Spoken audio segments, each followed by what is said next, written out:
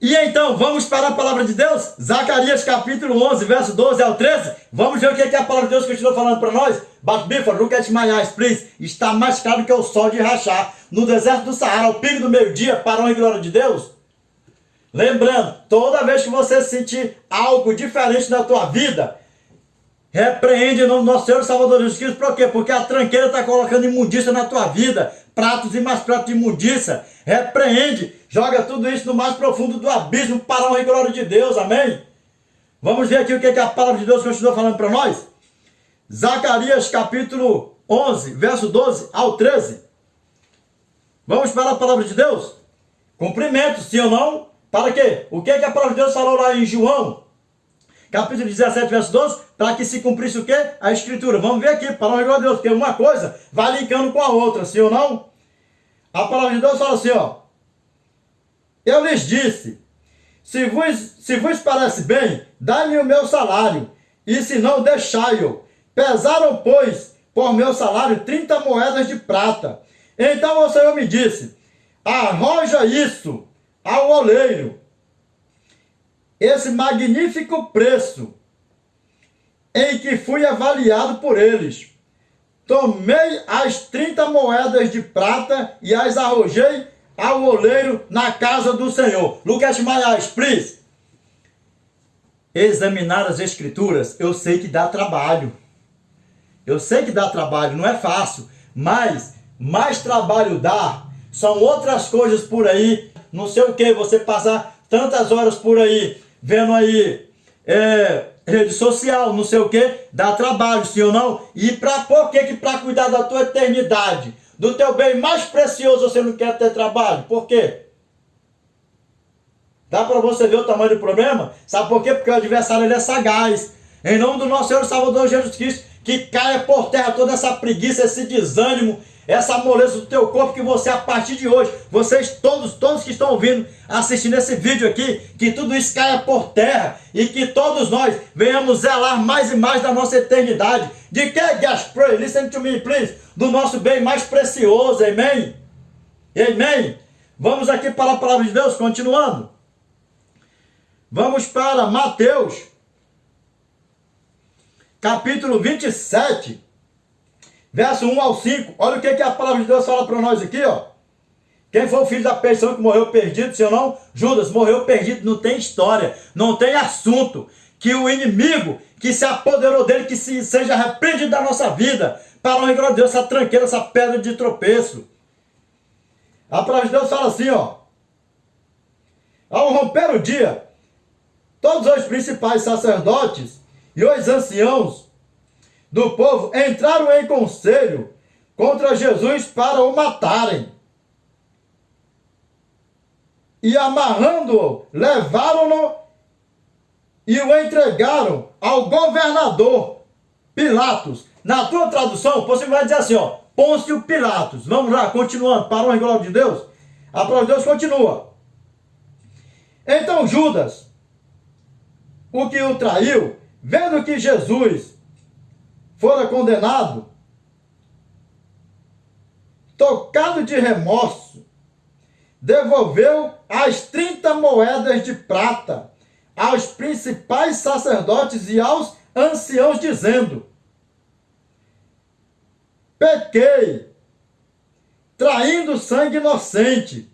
Eles, porém, responderam, que nos importa? Isso é contigo. Look at my eyes, please. Stop here right now. Vamos aqui, dar uma breve paradinha aqui. Não sei se vocês já pararam para perceber uma coisa. Toda vez que a pessoa comete um erro, principalmente um pecado, caça alguém para acusar, sim ou não? Para jogar a culpa, sim ou não? Sabe o que acontece isso? Outro detalhezinho aqui agora. A nossa graça, sim ou não? Nós vemos no tempo da graça, sim ou não? Quem era que estava lá com Judas? Quem era? A graça, sim ou não? Por que a graça, vendo que Judas se arrependeu, por que não salvou Judas? Sabe por que não salvou Judas? Porque Judas entrou no pecado que não tem perdão. Só tem um pecado que não tem perdão. Sabe qual é ele? Contra o Espírito Santo.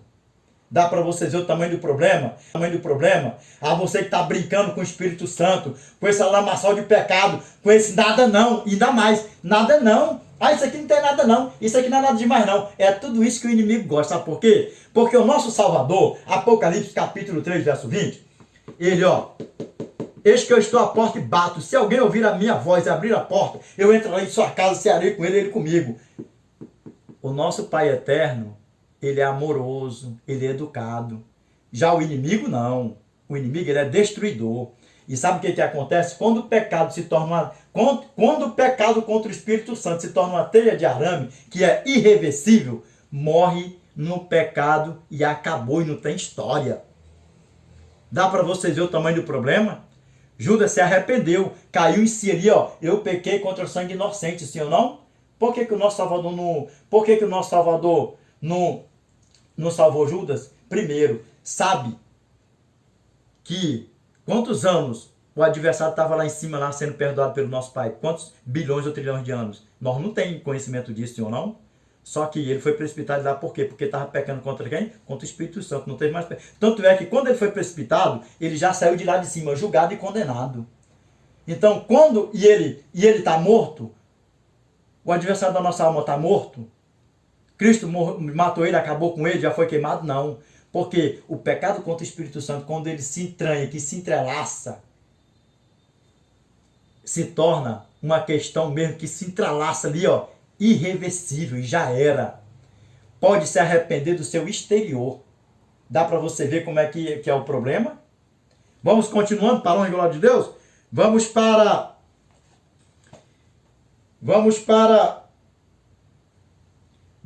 o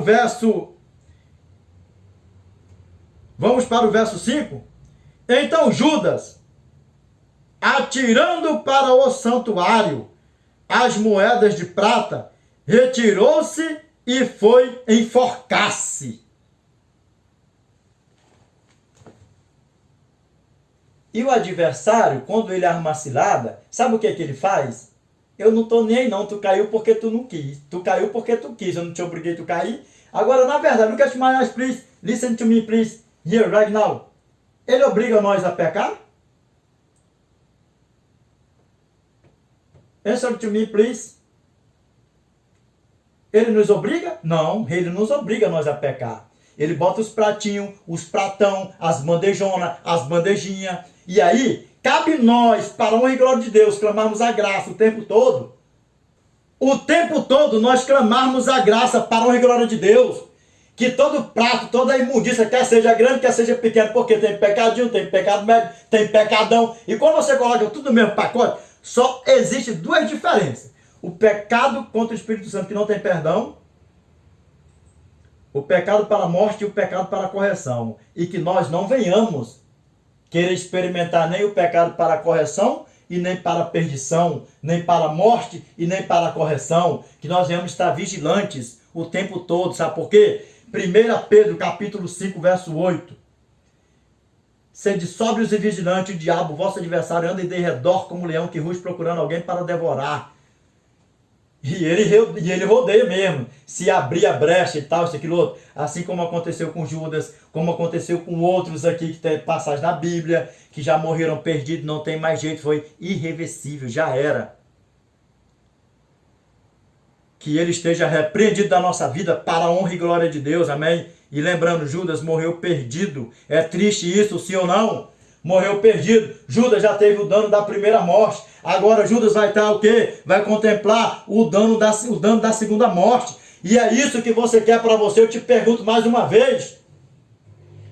Então clame ao nosso Pai, receba essa palavra, o Senhor abstém dessas imundícias, para a honra e glória de Deus, amém? A você que ainda não aceitou a Cristo como teu Salvador, eu te peço, aceite-o. A você que está brincando de ser crente, pare com isso. A você que se desviou dos caminhos do Senhor, volte para a honra e glória de Deus, amém?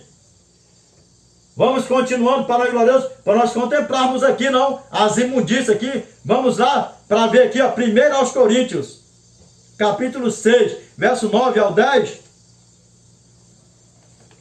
Olha o que a palavra de Deus fala para nós aqui, Ou não sabeis que os injustos não herdarão o reino de Deus? Não vos enganeis, nem os impuros, nem idólatras, nem adúlteros, nem afeminados, nem sodomitas, Nem ladrões. Opa, stop here right now, please. Nós vamos falar sobre isso aqui, já já. Nem ladrões, nem avarentos, nem bêbados, nem maldizentes, nem roubadores herdarão o reino de Deus. Stop here right now, please. Guys, pray. Look at my eyes, please. Aqui tem uma palavrinha. Judas, foi tudo essa porcariada aqui, ó. Judas foi roubador, foi ladrão, foi toda essa porcariada aqui, ó. Se entrelaçou tanto o pecado contra o Espírito Santo que morreu perdido e acabou. Morreu perdido e acabou, não tem história. Vamos contemplar aqui, se ou não, o que diz aqui? Ladrão, se ou não? Avarento. Toda essa porcariada que está aqui, que não vai entrar na eternidade. Listen to me, please. Listen to me, please. Look at my eyes, please. Nós vivemos no tempo da graça, é isso? Deixa eu te falar uma coisa aqui, ó.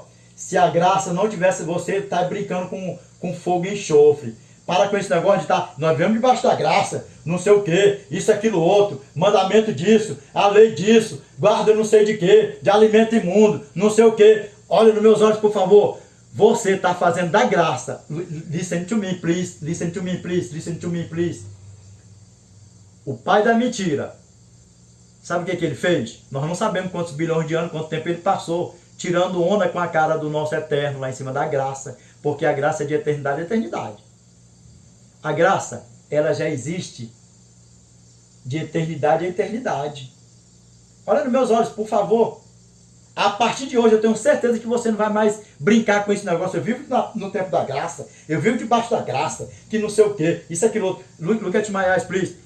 A lei e a graça andam juntinhos. Nenhum é mais do que o outro, nem menos do que o outro. Tá? Os dois andam juntinhos. É igual o Novo e o Velho Testamento. O Novo Testamento é a sombra do Velho Testamento. E os dois andam juntinhos. Se encaixa perfeitamente. Viu que uma coisa vai linkando com a outra? Novo Testamento, de Gênesis, Apocalipse e por aí vai. Sim ou não?